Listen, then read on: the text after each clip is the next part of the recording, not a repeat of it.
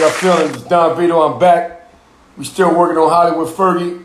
He's still trying to pull up. I think the rain is something got the phones messed about it because a couple more people just let me know that they was trying to get in and things is like kind of shaky. So sometimes you got to be patient when you're doing virtual shows, So I just want to, check in and let y'all know what's going on. That's all. But we're going to try it again. My man Hollywood Fergie shouldn't be pulling back up. We'll try one more time. We don't give up. We fighters here. We winners. Winners don't give up. We keep going. Hollywood Fergie, let me see. There you go. We pull up. Hopefully he's going to pull up in the building. We did everything that we possibly could do. So let's see what's going on. Fergie, what up? You there? Talk to me, bro. Hopefully that's the problem. Hopefully we solve the problem.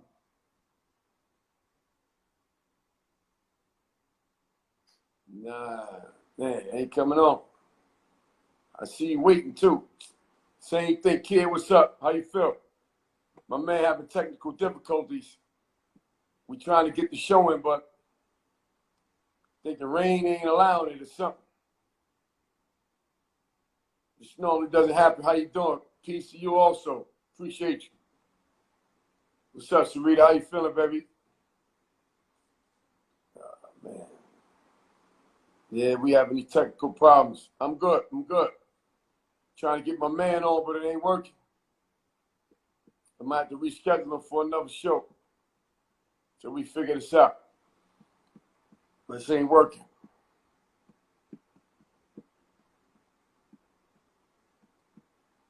Yeah, he had to pull out again. I don't know what's going on. Yeah, I know it'll be okay. I ain't worrying about all that. I'm just trying to get my man on the show. But he tried like 3 times, and something ain't right. Something ain't right with his phone, or something ain't right with something. We gave it a good shot. I'll get him back on another time. Sometimes it be like that, And I got another show tomorrow. I got this boxing dude. He got a fight on Friday. And I got another Grammy Award winning producer coming on Thursday. Are you trying to pull up again? Let's see. God is good. Let me see how it go. God is good. Let's see how it flow through. Come on, Ferg. We need you, champ. Let that screen pull up.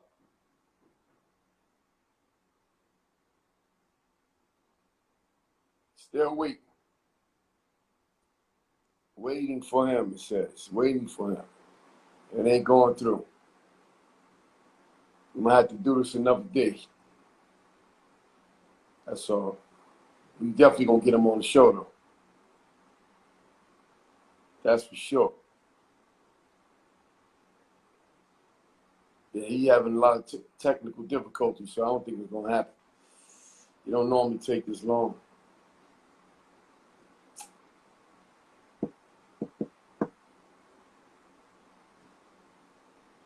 Yeah, technical issues.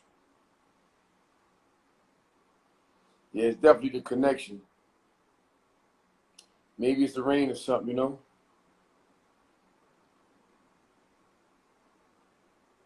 Yeah. All right, y'all. Thank you for, tuning in anyway. I'm going to pull out and see if we can fix the problem. If not, now we're going to do this tomorrow. I got another show. He pulling up again. Let me see. Don't go nowhere. Don't go nowhere. Let me see. He trying. He's a fighter, though. He ain't giving up, so I like about him. Come on, Ferg. Let that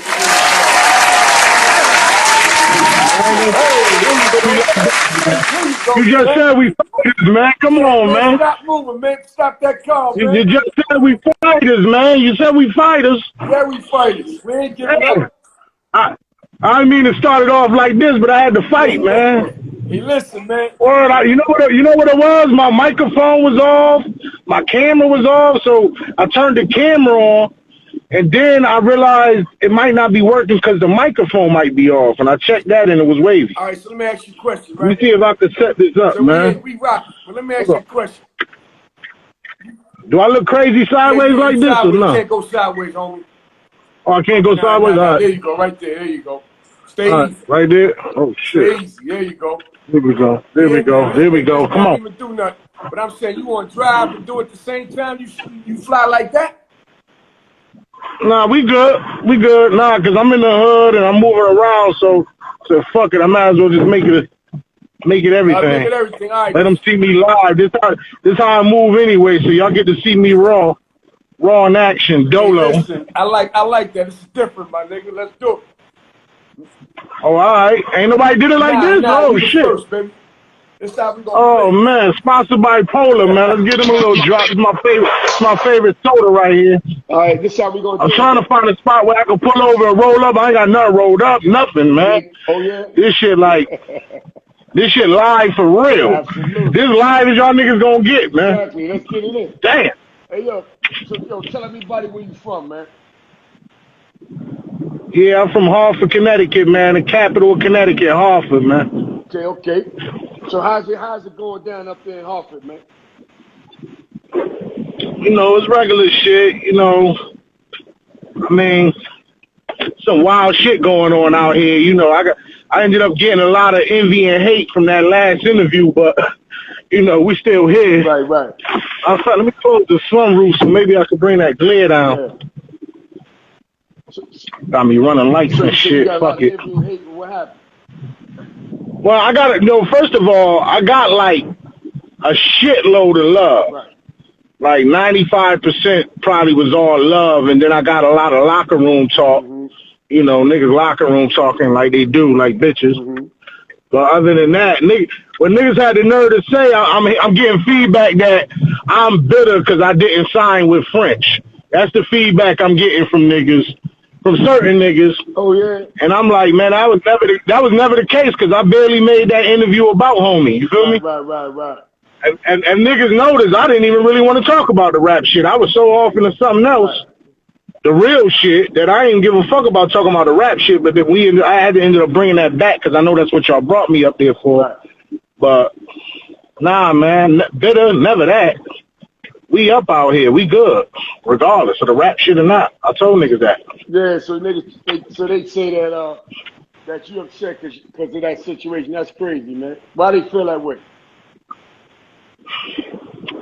I don't know. I guess they took it from the interview and they felt like, because a lot of niggas know that, you know, I could have been one of the first artists signed over there with homie and I didn't do it. And they feel like now that everything blew up, that I'm bitter because of that. And that's never the case. I'm not bitter at all. Right. I was just giving my truth. I was giving the truth because everybody don't know the story, or only a lot of niggas that's close know the story. But as far as like the viewers or anybody that don't know, the niggas from the outside looking in that don't know, I was just giving, I like to call it the truth, but I guess it could be considered my truth or whatever. You know what I'm saying? Right. For what I knew it to be. But if you was there, you would know that everything I said was 100% real and I ain't sugarcoat nothing. But there's a lot of shit I left out too, but. Right. But my thing nah, is, bitter, right never now, that. Man. We talk about French Montana, correct? Yeah, definitely. Yeah, that's my bad. Yeah, they don't know what we talk about, yeah. Stuff like that. So, yep. I mean, from the story I gather, stuff like that, yeah, I don't see a reason why you would be better. You going great, my brother. Exactly. That's why I'm like, what's niggas talking about? But, you know, and be the closest ones to you that got the most shit to say. But, see, niggas, what it is a lot of niggas around me that's close to me, they're bitter that I didn't go hard with this rap shit after and I fell back from it and all that. And like I said, I was like a ticket out the hood for a lot of niggas. But I'm kind of glad things played out the way it is because I got to see a lot of niggas' true colors. Mm-hmm. So imagine if we was all up in the mansions and all that, and I'm still around the mansions and all that. I still live that lifestyle. But if we was out in, you know, in the game, in the industry, dealing with millions of dollars, I wouldn't have knew who was real or who was fake around me because it took time for that to be revealed. Right. So I'm kind of glad I didn't blow and all that because I would have had a lot of fake niggas around me that I would have put on. Right. And looking back, you never know, like, you really never know who your true motherfuckers is until shit go to the dirt. Mm-hmm. You know what I'm saying? Like, even with my baby mother, I was with her for 10 years. You know what I'm saying? That was my world. But when shit started crumbling around me, you know, her true colors came out. You know what I'm saying? When you think a motherfucker's gonna ride with you to the end, when it seemed like, you know, everything you was working hard for and all that shit go down the drain, motherfuckers will skate on you, man, in a drop of a dime. You be like, damn, I did 10 years with you, and you ready to leave me when motherfucking, you know what I'm saying, shit look like it's over for a nigga. Yeah, that's so I done dealt with that already, so I already know how motherfuckers is, and I'm like, damn. If had I blew back then and would have been on to this day, I would have had your fake ass in the mansion with me. You know what I'm saying? I got to see who you really was. You know what I'm saying? So this ain't just to my niggas, but this was to my own, you know what I'm saying? My own baby mother. Right. You know what I'm saying? So. That's crazy, man. Yeah. That's crazy. But yo, shouts to Harlem, man. How y'all doing out there, man? Yeah, Harlem, we got the Black Lives Matter joint on Harlem on 7th Avenue, bro. Oh, yeah, okay. Okay, yeah, they just passed, I think niggas got together and they about to put that out here, too, like a big one. Yeah, yep. Downtown. Mm-hmm. Yeah, that's going city to city. We jumping on that wave, too. Yeah, gotta go city to city. Gotta do that, man, you know? Hold on, so what they got that on, Linux Ave? Nah, they got it on 7th. On 7th Ave, you said? State Building. Oh, Linux on 8th, right? No, Linux is down the block from 7th. 8th is up the block from. Oh, all right. From yeah, that's right. You know? I'm about. Yeah. Yeah. So let me ask you a question. So me and you was talking about, you know, the whole movement in itself years ago, like the essence of it and the history of it, man. I want you to enlighten my viewers on the knowledge you was giving, man, you know, last time I spoke to you. And let me go a little deeper if possible. What's that? The knowledge on what? On the thing with the racism and all that type of stuff and the protest. Oh, the Ethiopian wave and all that. And all that, man. You know, the stuff you talk about. Oh, yeah. That, man, all that, you know. Oh, yeah. You know, we children of the Nile River, you know. That's a fact right there, because what a lot of dudes don't realize is that knowledge travel upstream. You feel me? And the beginning of the Nile River starts in Ethiopia. Right. And Egypt is the daughter to Ethiopia. You feel me? Now, you really want to get on some deep shit, you know, you got all these, anybody who consider themselves Jews or per se, or Christians or whatever, they all following who? The Ten Commandments, Moses and all that, right? Didn't Moses give us the Ten Commandments? Yes. You there? Yeah, I'm here. I'm listening. Your screen paused up there. Okay, yeah.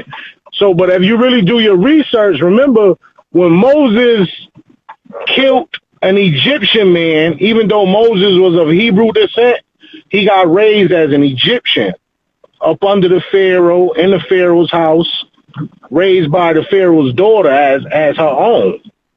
So for years, people was thinking Moses was Egyptian, and he never was. He was a son of a Hebrew woman, you know. And remember, they was murdering off all the Hebrew babies, so she sent her baby in a little basket or whatever, floating on the river or whatever, and the Pharaoh daughter took Moses up, raised him up in the kingdom or whatever. But then Moses killed an Egyptian man who was attacking a Hebrew. You know, it was only but so long before that shit came out of Moses. Moses couldn't sit around and keep watching his peoples get, you know what I'm saying, treated improperly like that. So he reacted and killed the brother. But where did Moses go? Remember, he had to flee Egypt. The story is, and this is in the Bible, this is in the Jewish history, this is in, everybody got this history. Moses went where? He went to Ethiopia. He married an Ethiopian woman, the daughter of the high priest Jethro. This is all documented in the Old Testament. This is all documented in the Torah. He lived in Ethiopia for 40 years, studying under the high priest Jethro, married to his daughter. This is Moses now.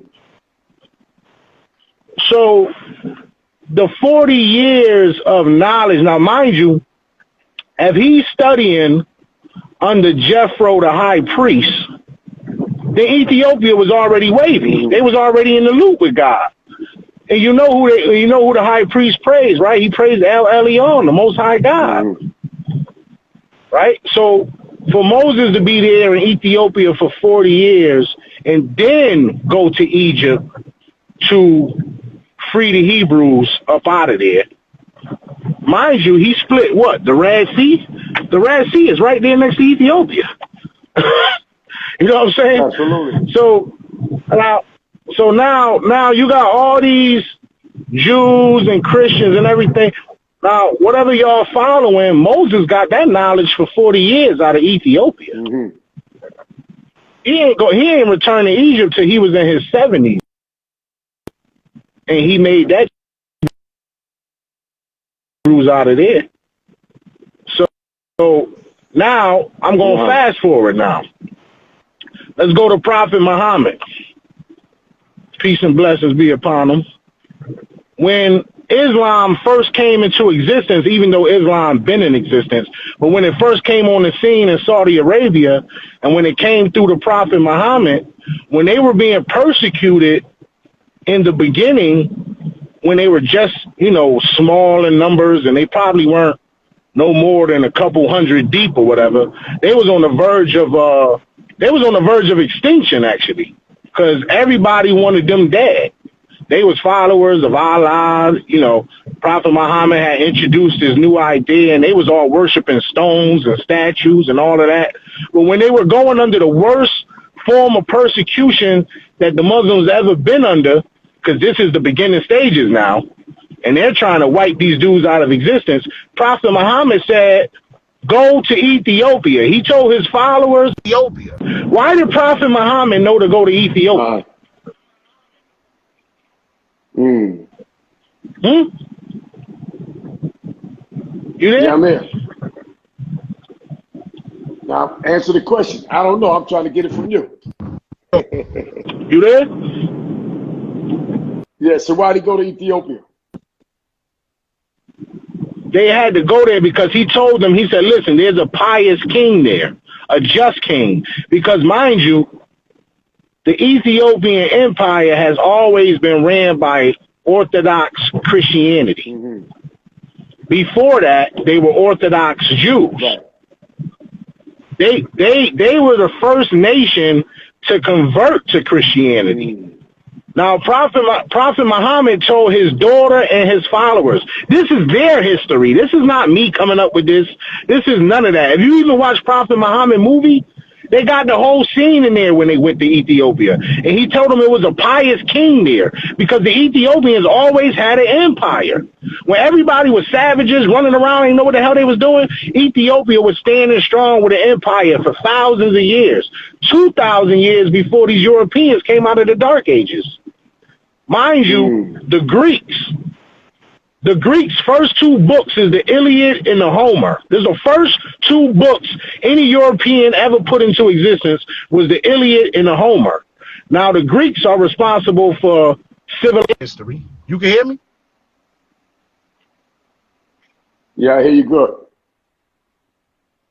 Yeah, I see it. I'm here, though. Just keep going. Oh, keep going. Somebody calling you. Keep going. I'm here. Oh, they can still hear me even when your shit paused? Yep, both of us. All right. In the Iliad and the Homer,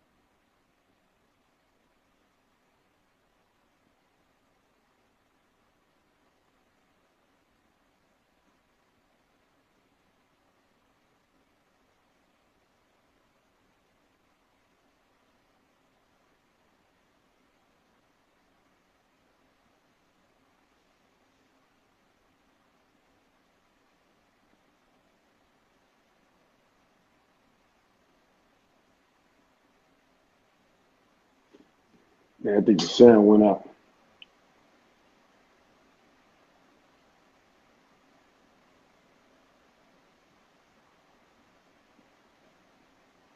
Sorry, everybody. We still having technical difficulties. No sound. I was waiting for it to come back on, but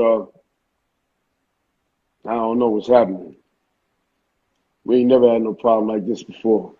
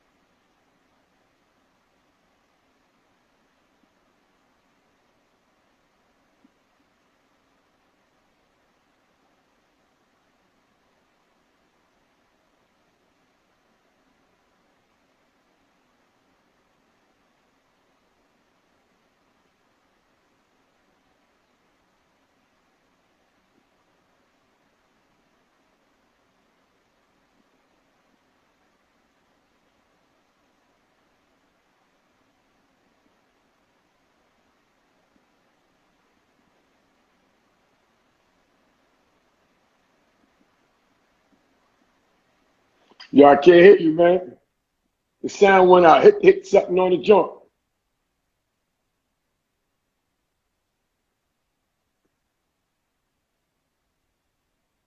Okay. I see the crib.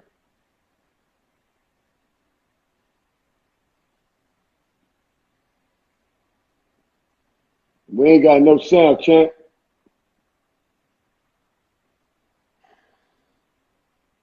We ain't got no sound.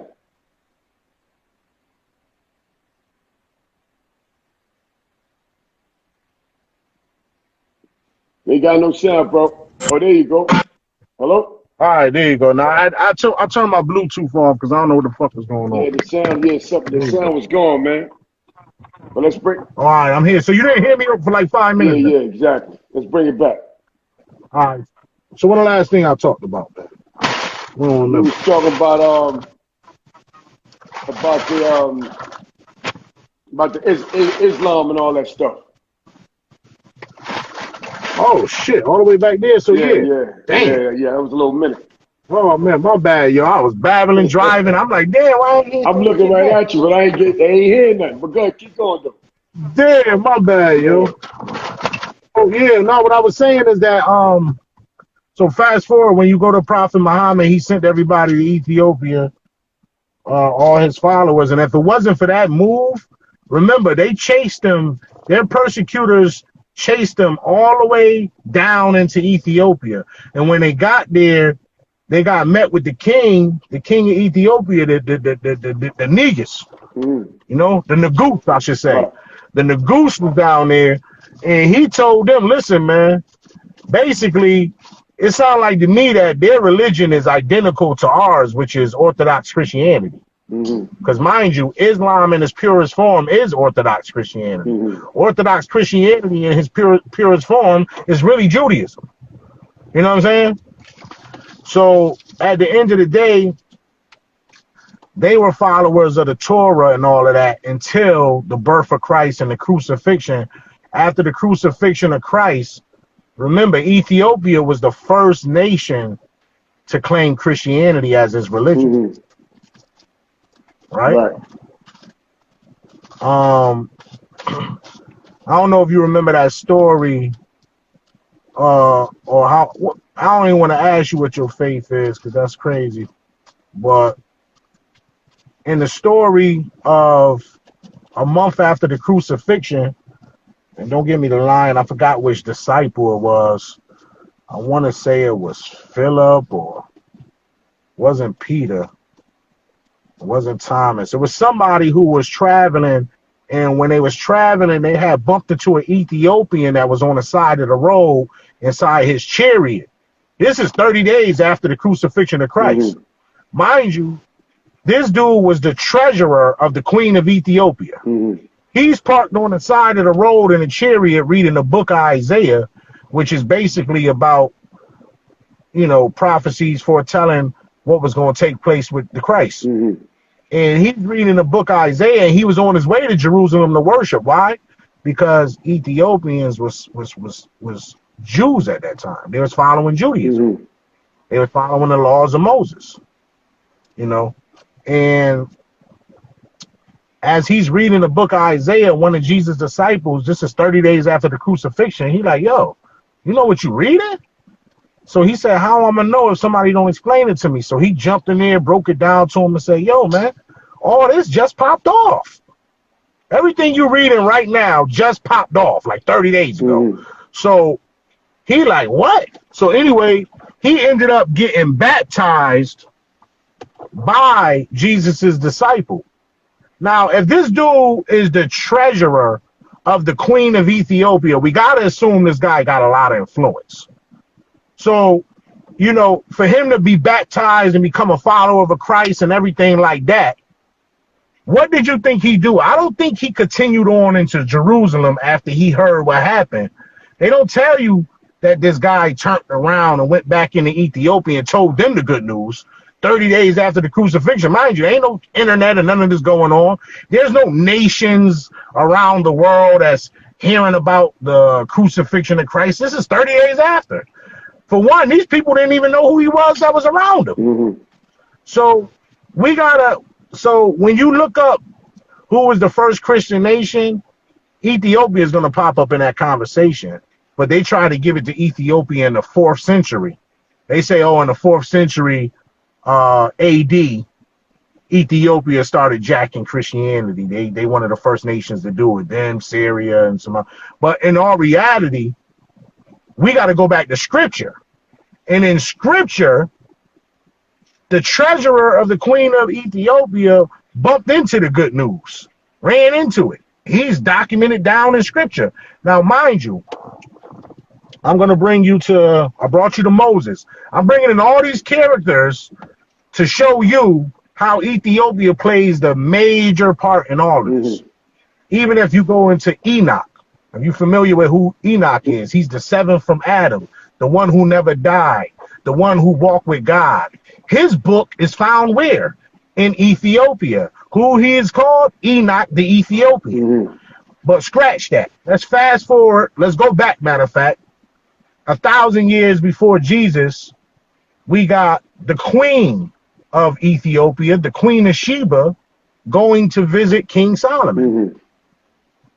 They tell you a synopsis in the Bible about how she brought a whole bunch of frankincense and myrrh. Mind you, she brought the same exact things that the 3 wise men brought to Jesus. Mm.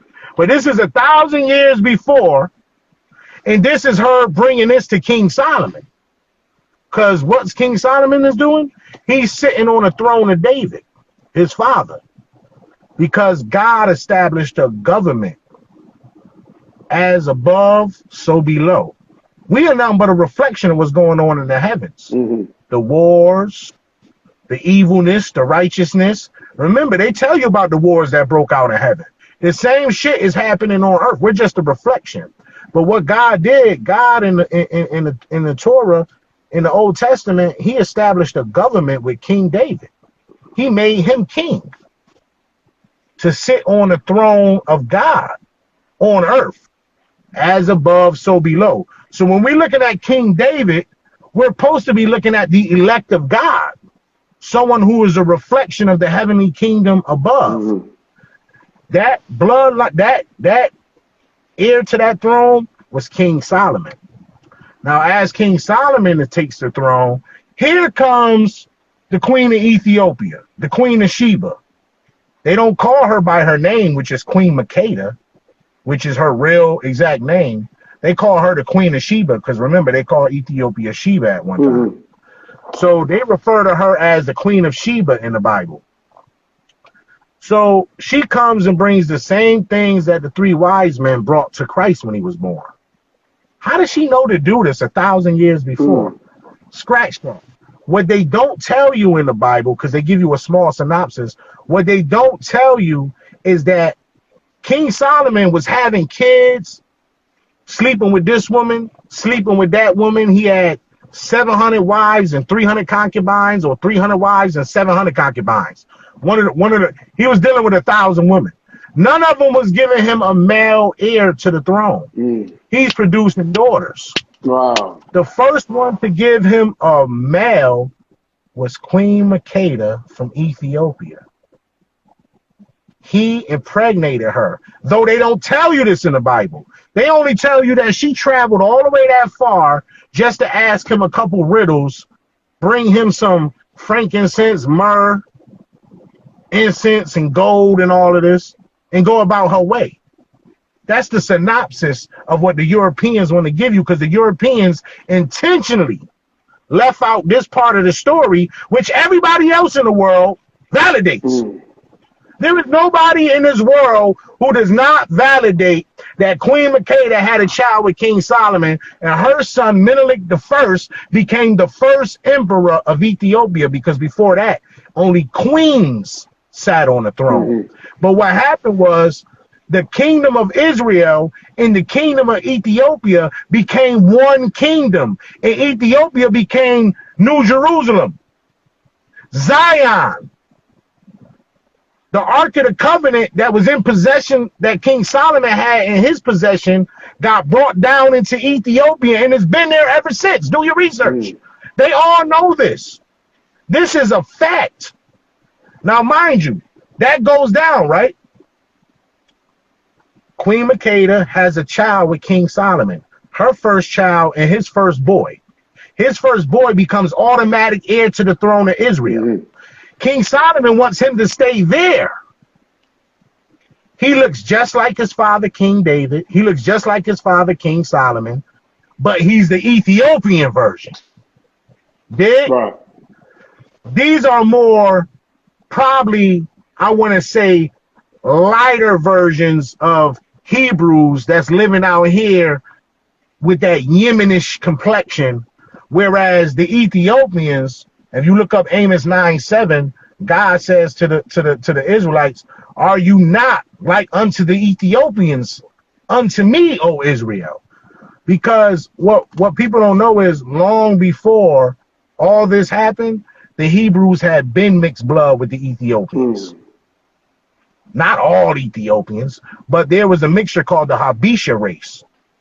They formed well before King Solomon and all this came about. But see, Queen Makeda had that knowledge of what she was. She knew she was the bloodline of the Habesha, the one that was mixed in with Hebrew, the ones that fled from King Nebuchadnezzar in the days when they were trying to build bricks for the Tower of Babel. The ones that didn't build, they fled into Ethiopia.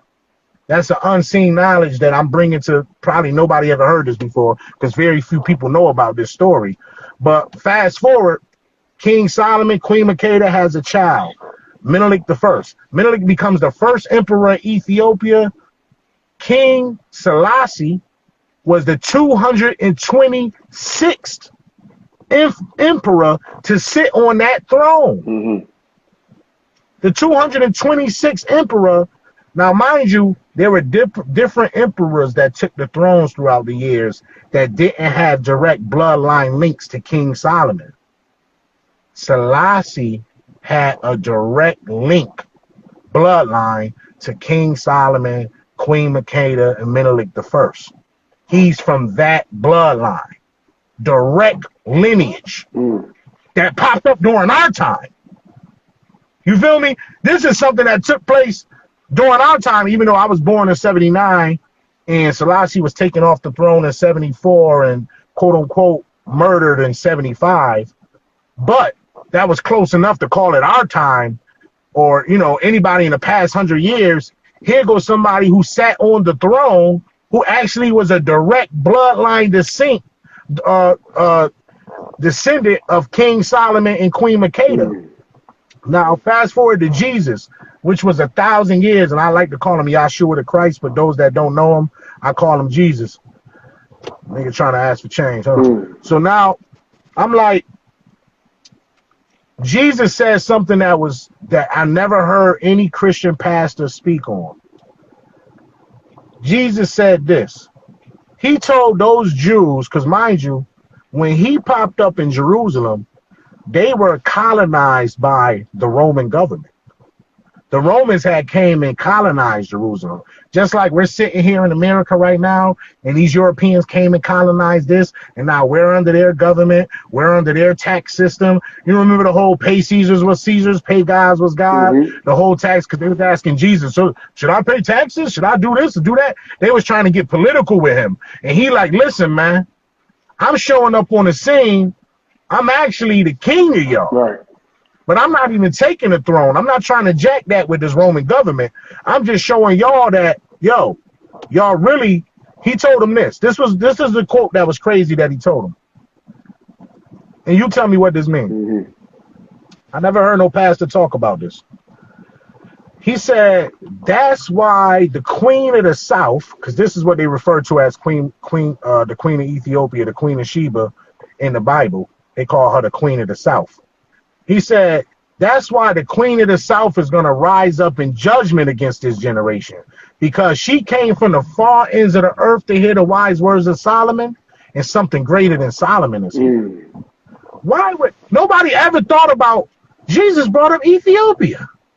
He brought up the queen of Ethiopia. He brought up the whole story of the queen of Ethiopia going to visit King Solomon, because where was Jesus coming from at the time? Remember, where did they say that Jesus fled to? They said Jesus fled to Egypt, right? Just like how Moses went into Egypt and then he came out of Egypt into Ethiopia.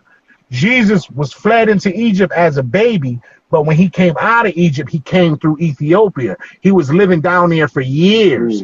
He was actually the emperor of Ethiopia, but he never took the throne. He never jacked it. But when he went to go visit those tribes of Hebrews that never came in, because mind you, when King Solomon's son, Menelik I, when he came into the world, he became the automatic heir to the throne. But Solomon had other boys after him. He didn't know about Menelik till Menelik was like 20-something years old. Because mind you, look at the distance there. He came. He had gave Queen Makeda a ring, and he said, "Yo, have him come back with this ring when he get older, and I know he my son." So he came back when he was like 20 to go visit King Solomon. He stayed in Israel, Jerusalem for like 6 years, I believe. But he got, after a while, he was like, "Yo, I got to go back here and be with Mom Dukes and run the empire over here." So what happened was Ethiopia became one government of God. God's government is now being ran down in Ethiopia by the Ethiopian monarchy. It was no longer in the possession of King Solomon and them. But when King Solomon had other sons, he passed away. They assumed kingship over there and they kept the monarchy going. But what they should have had did is they should have had went down into Ethiopia. But years later, guess what they found themselves? They found themselves getting invaded, and they found themselves under the occupation of the Roman government. Had they went down into Ethiopia and said, "Fuck this! This ain't this ain't Jerusalem no more. The Ark of the Covenant is everything down there. Let's go pledge our allegiance to the Ethiopian Empire." They stayed around thinking they could run government over here, and not realizing the protection they had, which was the Ark of the Covenant, got brought down into Ethiopia. And the whole wave of God's government got brought down there. So what happened was they ended up getting invaded, found themselves under colonization, and 1,000 years later, here come Yahshua the Christ showing up saying, the truth will set you free. The truth will set you free. Then that's why he said, that's why the queen of the south is going to rise up in judgment against this generation. Because what he was trying to let them know was, you sat your ass around here to be colonized by the Roman government. You should have went down and pledged it. You're free in Ethiopia. You're free to come down there. The same thing that Prophet Muhammad said 600 some odd years after Yahshua the Christ. Here comes Prophet Muhammad showing up on earth, telling what? Flee to Ethiopia. Because he knew that that's the only way we could pop this thing off. We can't pop it off here. They about to murder us. So They went down into Ethiopia, got their numbers up, and that's how Islam was able to flourish throughout the earth. If it wasn't for Ethiopia, Islam would have been wiped out. If it wasn't for Ethiopia, Judaism, and if it wasn't for Ethiopia is the first Christian nation. So we're talking about three major religions that all got their ties into Ethiopia. Judaism, Christianity, and Islam. All got their ties. And when you talk about Christianity, Yahshua the Christ was an Ethiopian. Point blank, period. He was an Ethiopian. So when we're dealing with Ethiopia, we're dealing with everything. You know, we're not just dealing with it from a political standpoint. We're dealing it from the fact that the garden of rivers flowed around Ethiopia. That's written in Genesis. If the Garden of Eden, the rivers flowed around Ethiopia, then where the hell is the Garden of Eden located? We talking about existence itself. We owe our allegiance to Ethiopia, man. And like I told you, if we want to fast forward past anything, the only place on earth that you can call yourself a sovereign, free black man or a free black woman, if you want to use those terms, is in Ethiopia. Anywhere else on the earth, stepping into colonization.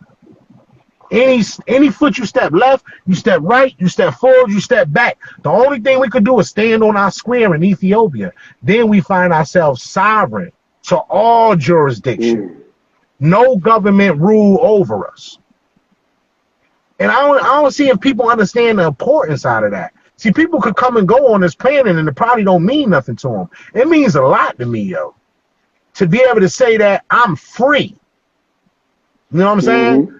And my oppressors have came in, and what people don't understand is when I had brought up the Dred Scott decision, I didn't get into that in the last interview, but those that know the Dred Scott decision, they know that it's written in Supreme Court law that no descendant of a slave has rights. No descendant of a slave is protected by the Constitution. But see, this is what they did, though. That's back when things was America. When they formed the United States of America, they created a whole separate straw man of you. They gave you a social security number. They made you sign contracts for your driver's license. They put your name in all capital letters. And then they made you, your straw man, a citizen of that corporation that they formed called the United States of America. But this is not the original America. So we're protected, our straw man, our business, because we're nothing to them. But see, when you take a driver's license, when you accept the social security number, when you do all these contracts, and this shit usually get done before you was born, except for the driver's license, your mother basically makes you a ward of the state soon as you're born. Now, the crazy thing is my child support, right? When I go check my child support, you know when I go check my balance, you know what the first custodial parents is for my children? The state of Connecticut. It comes up as the first custodial parents, state of Connecticut. Then it tell you the balance that you owe the state. Then it tell you the second custodial parent, and they'll give you the mother name of the child and what you owe her. So if they're telling you that the first custodial parent of your children is the state, then what does that tell you? We under their jurisdiction. So basically, when you saying black lives don't matter because black is a color, and to the police and all them, see, they had the real cracker KKK type niggas, they got all this knowledge. That's why they feel the way they feel, because they know y'all ain't shit. But most of these motherfuckers got dual citizenship, or they're on their sovereign shit. These motherfuckers ain't got driver's license. These niggas ain't got no contracts with America. They're walking around free, racist as hell, because they don't give a fuck about the next motherfucker, because to them, you ignorant and dumb. Because you don't even know that you motherfucking under jurisdiction of these motherfuckers. They got you under contract. You got to show them a driver's license. You don't have to have a driver's license to operate a vehicle. But see, as soon as you sign that contract with them, Now you put yourself under the jurisdiction to get traffic tickets, this, that, and the third, and all this shit, pull you over, run through your shit, violate you. Because as soon as they see a license, any law enforcement, they know you a nut, dumbass nigga. Oh, let me see your driver's license. All right, you dumbass nigga got this contract. All right, I can violate you, do whatever I want to you, because I work for them. I work for the niggas that you signed the contract with. You know what I'm saying? So when they bump into a nigga that ain't got none of that, and you tell them, yo, listen, man, I'm sovereign under the imperial flag of Ethiopia. You feel me? Any questions though? Because I know I could keep going. Nah, no, keep giving them that knowledge, man. So, all right, so with the history right there, right, into comparison of how the black man is surviving today, and the unity that we don't have, does that correlate from the history the way we came up? Well, think about this history right here, and who was the first black man, quote unquote, to spark off the civil rights movement in America? Garvey. Garvey was doing this back in 1910. Marcus Garvey, huh? Remember, King and these dudes ain't come along to the 50s, 60s era.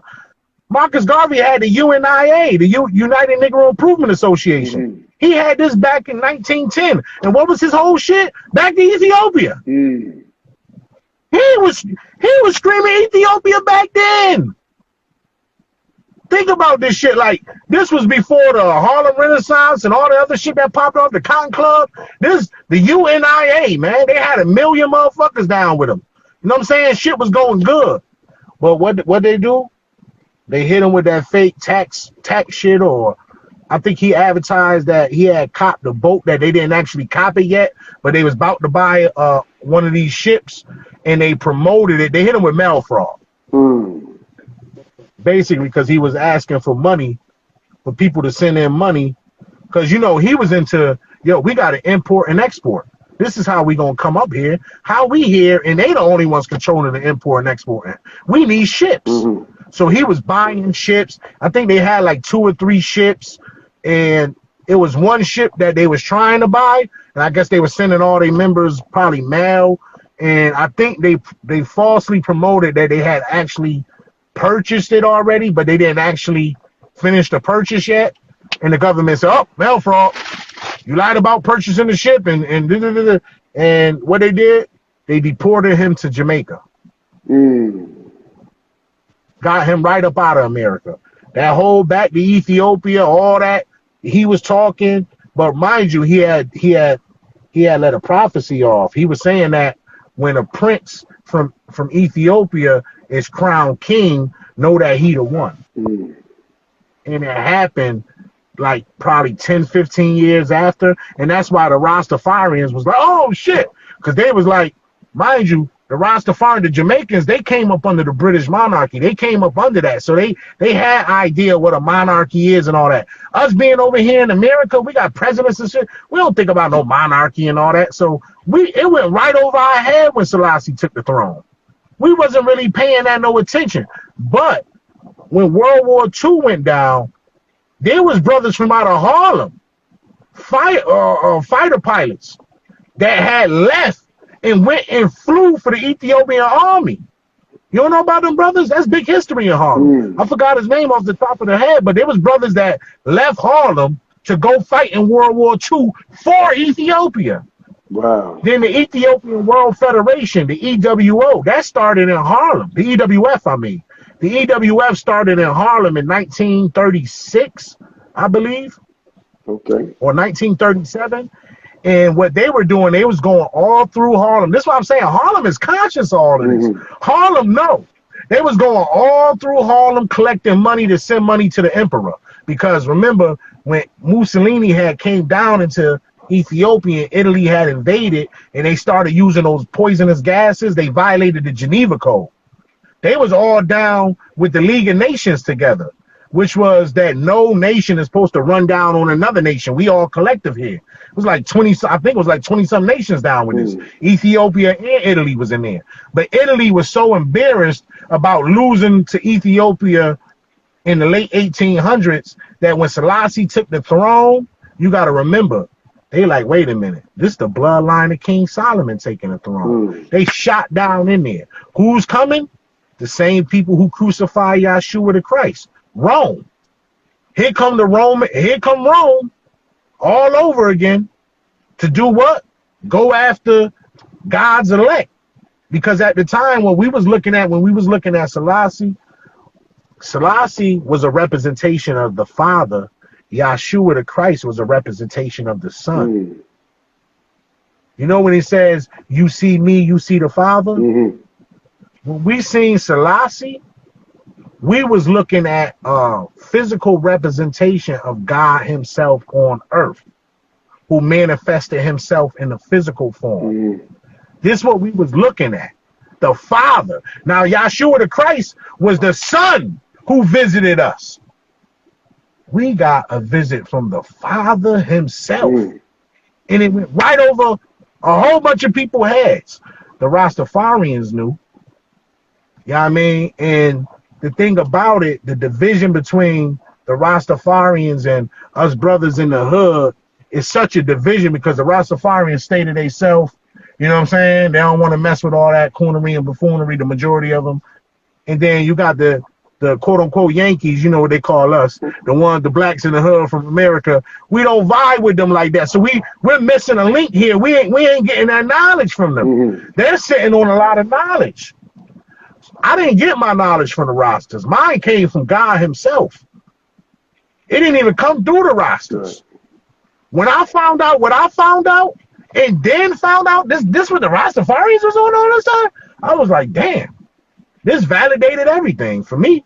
Because I'm like, damn, subconsciously, I've probably been looking at Rastafarians all these years and never really realized what they was on. Because, you know, when you from the hood, you like, yeah, whatever with that, man. These dudes running around, da da da da. And when dudes see these colors, you know what people say to me? Oh, you Jamaican? This Ethiopia. But the Rastas jacked it so hard that people just think these Jamaican colors now. They don't even know that the Rastafarians don't consider themselves Jamaican. They consider themselves Ethiopian. They don't do that Jamaican shit. They call themselves Ethiopian because they know who they are. Jamaica was an island that they got brought to. You know what I'm saying? As slaves. That's not their homeland. That's one thing I hate when Jamaicans rep Jamaica so hard and rep the Jamaican flag. I'm like, damn, if all y'all on this not continent, but all y'all on this island had the same energy as the Rastas and the whole entire island with the influence that the Jamaicans have, because to be a small island, those brothers influenced the world for that small ass island. And you know who did it first? It was Bob Marley. Once Bob Marley went on that big worldwide tour, and remember, Bob Marley's whole music was about Selassie, was about Ethiopia, the whole entire catalog. And we're talking about one of the greatest artists of all times that we got to put up there with Pop, Michael Jackson. Bob Marley is still generating a lot of money right now. I put my shit on Do Not Disturb. It's still coming through. Oh, yeah? Yeah. So the Jamaicans who are, or shall I say West Indians, they're from the tribe of Benjamin. The quote-unquote blacks in America are from the tribe of Judah. The quote-unquote blacks in Haiti are from the tribe of Levi. That's why, remember, if you notice, the Levites was always the spiritual ones. That's why that voodoo shit's so heavy over there, eh? Because they're Levi. They're from the tribe of Levi. Y'all been doing this. It's written in scripture about y'all. You know what I'm saying? Now, as far as the tribe of Benjamin, they always been the one with the reasonings and doing like how the Rastas is doing. It's manifesting just like it's supposed to be, and we all Nazarites. You know what I'm saying? We all that's in our blood. So it's time for us to like really awaken and realize that, hold on, we got to stop jacking these titles that came just recently and go back to what we originally were, and don't let these Europeans basically dictate who we are, what we call ourselves, what we stand on. And that whole representation of kneeling to the flag, that's all good. I'm all for it. Let's kneel down to the American flag. But please give me a flag to stand up to. See, that's where they went wrong at. You gave us an action of kneeling down to the flag, but you never replace the flag that we're supposed to stand up to. We're not going to stand to this American flag after all this kneeling and the consciousness that we got now. So give us a flag to stand up to. The imperial flag of Ethiopia, not the federal democratic flag of Ethiopia, the one that they waving now. Give us the imperial flag of Ethiopia. Give us that 1955 constitution that we under. Not your constitution. Not the constitution for the straw man that y'all created out of us. Give us who we are. Don't give us this false narrative that, oh, we got y'all from West Africa and all y'all descendants of slaves. Therefore, once you jack that, you find yourselves under the Dred Scott decision. That's Supreme Court law that ain't never been changed. So are we really free? We never been freed. We was freed in 1955 had we woke up and realized, do your research on what happened with JFK. Selassie came to visit JFK. Google it, YouTube it, all of it's on film. 40 days before they assassinated him. Do you know what JFK said? Mind you, about 200,000 people came out to see Selassie. Lined up on the side of the streets, all crackers. Excuse my language, all white people. They all lined up. And I know people look at me. I never even told you what I was, by the way, because a lot of people look at me and think I'm Spanish. And you know, my soul is so Ethiopian that I forget what I look like. But my father, rest in peace, he just passed away last year. My father is a Russian Jew. My mother is black, quote unquote. But I like to say Ethiopian because I don't like to use black. You know what I'm saying? Black is a color.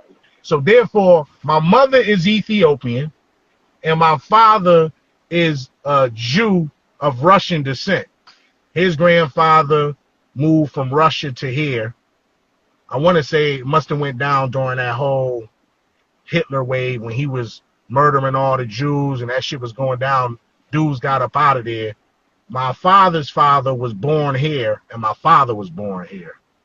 My father met my mother in a strip joint. My mother was a stripper, one of the baddest dancers out here. But I don't even like to call her stripper because the club was a strip club, but my mother never took her clothes off. She was one of these professional, you know, she was so bad she didn't even have to take her clothes off. She danced in costumes. And I never believed her for years. And I asked my father when I got older, I'm like, why is she always lying? If she worked there and was a stripper, why she just don't say it? My father said, I'm going to keep it real. Your mother never took her clothes off. She used to have costumes, give people a show, and make more money than everybody in the club. So I'm like, damn, how she ended up with you? But anyway, he had a seed with her.